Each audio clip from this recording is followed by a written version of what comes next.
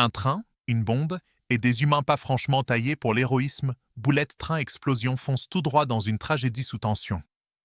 Entre l'acier, la sueur et les hurlements étouffés, Shinji Higuchi transforme un simple Shinkansen en labyrinthe infernal. Le film, derrière ses moteurs rugissants, chuchote une drôle de prière, que l'humain reste digne même en perdant les pédales. Shinji Higuchi n'a pas sorti son grand tralala, ici, zéro surenchère, juste du brut. Caméra au ras du sol, regard capté au vol, ambiance presque étouffante et parfois, on se demande si ce n'est pas nous, coincés dans ce fichu wagon 12, à supplier pour un peu d'air. Higuchi abandonne le spectaculaire clinquant pour mieux tripatouiller nos nerfs. On dirait du cinéma d'urgence, tendu comme un élastique trop vieux, ça grince, ça menace de lâcher, et pourtant ça tient.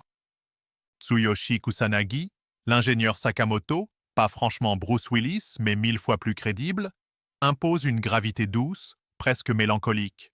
Ce type semble pouvoir réparer une locomotive d'une main et consoler une gamine de l'autre.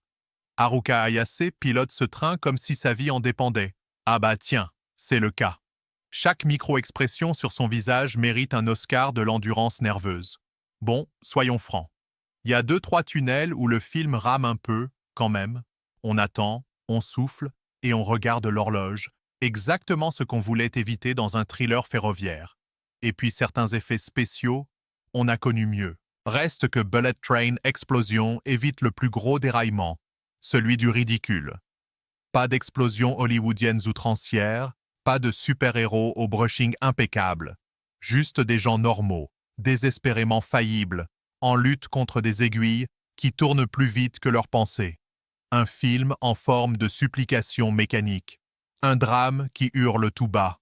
Un coup de klaxon désespéré lancé dans l'obscurité. Et franchement, même s'il patine par endroits, il vaut mieux embarquer que rester planté sur le quai.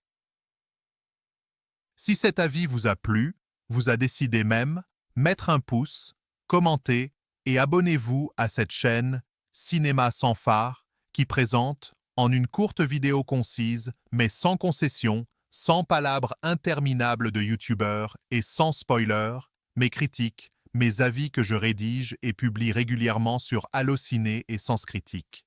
Merci et bon film.